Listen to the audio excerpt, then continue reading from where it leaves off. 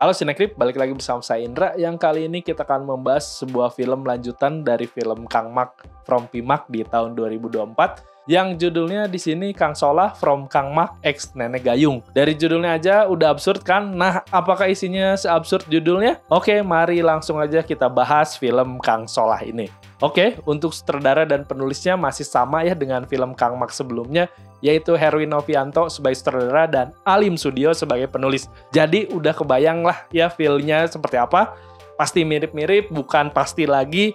Ini harusnya mirip karena memang ini universe yang sama dan ngelanjutin perjalanan mereka setelah nganter pulang si Kang Mak dan akhirnya sekarang semua teman-teman di sini grupnya mengantar Kang Solah ke kampungnya. Yang memang ceritanya berlanjut tentang Solah Vicenzo yang diperankan sama Rigen Rakelna. Dia pulang kampung ditemani sama 3 sahabatnya ya, yaitu Fajrul yang diperankan oleh Indra Jegel, terus ada Jaka, Tora Sudiro, dan Kang Supra yang diperankan oleh Indro Warkop. Nah, Solah ini mengira ya kalau dia pulang bakal disambut sebagai pahlawan karena dia baru beres di medan perang, tapi di sini dia malah dikira sudah meninggal. Dan belum kelar penderitaannya, Solah harus menerima kenyataan kalau kekasihnya Dara Gonzales yang diperankan Davina Karamoy mau menikah sama adiknya sendiri yang diperankan oleh Kenji Taulani sebagai Iqbal. Nah, sebelum acara nikahannya tiba-tiba muncul sosok hantu Nenek Gayung, si pemandi jenazah. Dan di sini juga kita bakal ketemu lagi sama karakter dukun si Kang Mas Pusi ya, yang diperankan oleh Andre Taulani. Oke, sekarang lanjut aja kita masuk ke hal yang disuka dari film Kang Solah ini. Mungkin yang pertama buat orang yaitu udah pasti komedinya yang absurd, tapi alhamdulillah ini komedinya nyampe ya. Jadi saya merasa jokesnya tuh dapet banget ya. Terus biar memang dapat atau jokesnya nyampe ke kalian, ikut tertawa juga dengan komedi di film ini, ya memang harus ngerti juga sih referensi film atau konteks dari jokes yang dikeluarkan di film ini. Kayak di sini tuh mereka bawa jokes internal dari film Miracle in Cell nomor 7, terus nyindir film Ipar Adalah Maut, terus bahas karakter Peci Merah yang pasti kalian tonton di Amazon Prime, sampai ya itulah gimmick-gimmick superhero Marvel. Terus di sini juga ada pengendali api dan pengendali air juga ya. Nah, tapi kalau penonton gak tahu referensi atau konteksnya, bisa-bisa komedi di film ini malah jadi cringe ya.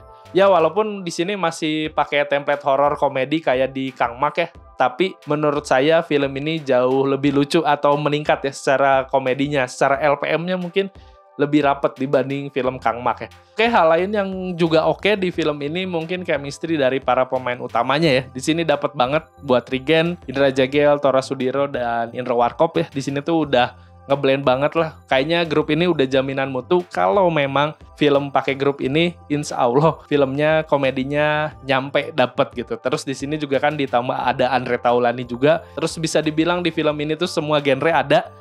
Ini paket komedi, film paket komedi lengkap ya. Film ini nggak cuma jualan ketawa aja, tapi ada lapisan drama keluarga, cinta segitiga, sampai adegan action adu ilmu, dan di akhirnya dikasih kesukaan penonton film Indonesia, yaitu ada plot twist-nya. Dan juga penonton dibikin penasaran juga ya. Kalau di film Kang Mak kan kita bisa tahu plot filmnya gimana karena memang ada film originalnya.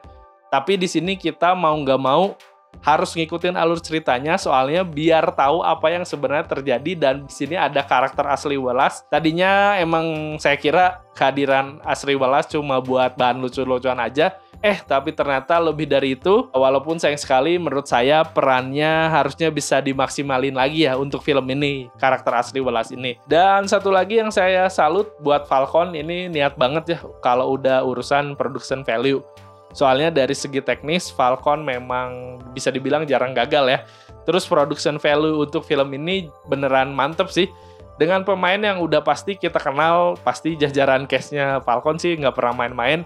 Dan visualnya yang keren banget sih menurut orang buat film komedi. Terus shout out buat tim art, terus make up, kostum, editing, visual effects, mungkin sampai sound design dan scoringnya juga semua ngedukung banget sih atmosfer untuk nambah keabsurdan di film ini. Nah, film komedi itu kan memang gak cuma soal skrip sama aktor yang lucu aja ya. Kan itu juga bisa dibantu dengan gaya editing, efek visual, dan teknis audiovisual lainnya lah.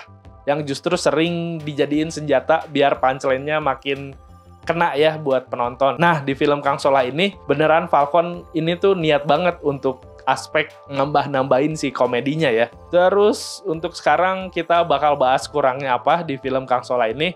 Kalau soal horornya kan ini filmnya komedi horor ya. Jujur menurut saya agak downgrade dibanding Kang Mak ya. Soalnya kayak di sini kan make up hantunya juga kelihatan ya biasa aja, nggak seserem di film Kang Mak ya.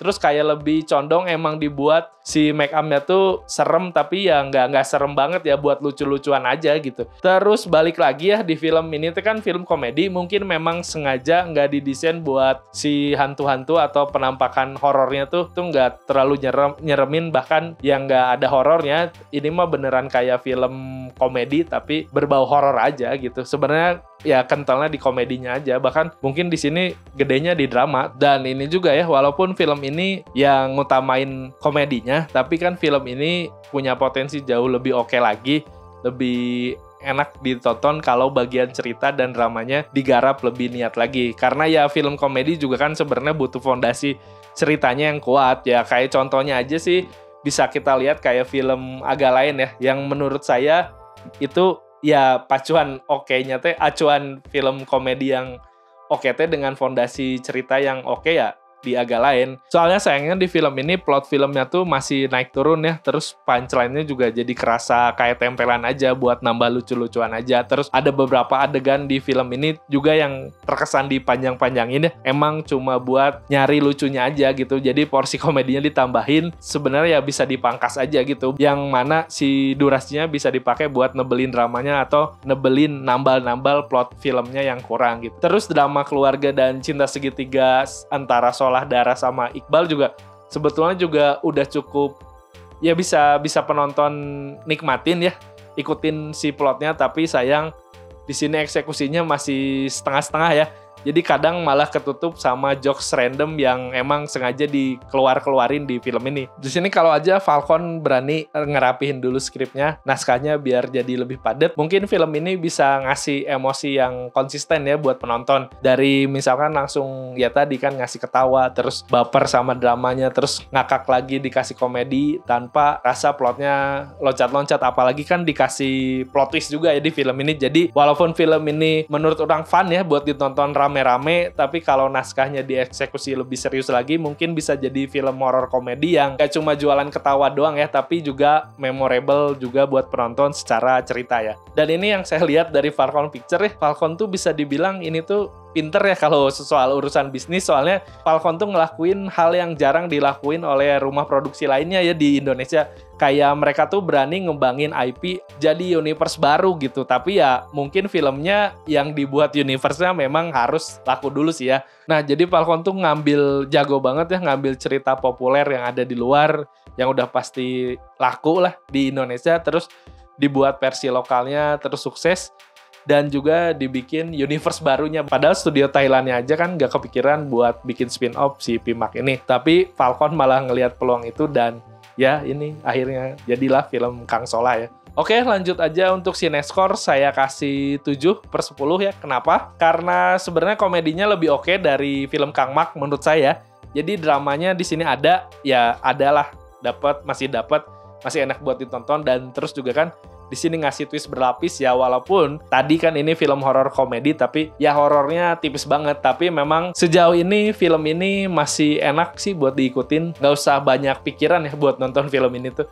Ya ikutin aja, pasti dibikin ngakak lah ada, walaupun beberapa ada hit and miss ya pasti kalian ada part-part yang bikin kalian ketawa lah. Oke, film Kang Solah from Kang Mak X Nenek Gayung ini sebenarnya cocok banget buat kalian yang pengen nonton, yang butuh hiburan ringan mungkin pulang kerja atau lagi capek, pengen hiburan-hiburan yang gak usah mikir ya emang nonton ini. Jadi gak usah mikir berat-berat, simpen logika kalian, gak usah diseriusin, karena memang kalau dicari logisnya atau pengen dicari make sense-nya yang nggak ada. Ya nikmatin fun-nya aja dari film ini tuh. Dan menurut kamu ya yang udah nonton, bakal ada spin-off lanjutannya atau enggak? Dan kalau ada, kira-kira bakal siapa dulu nih yang bakal dibikin filmnya sama Falcon? Atau Kang Supra dulu, Kang Jaka, atau mungkin Fajrul ya? Boleh tulis di kolom komentar juga ya. Ini X-nya X siapa ya? Misalnya Fajrul X apa, Supra X apa, dan Jaka X apa? Ya silahkan aja ditulis di kolom komentar ya. Jadi buat kalian yang udah nonton, silahkan tulis juga pendapat kalian di kolom komentar. Dan apakah setuju dengan opini saya dan pendapat saya? Silahkan diskusi juga di kolom komentar. Dan mungkin cukup sekian saja review dari saya. Dan sampai jumpa di video-video review berikutnya. Bye-bye.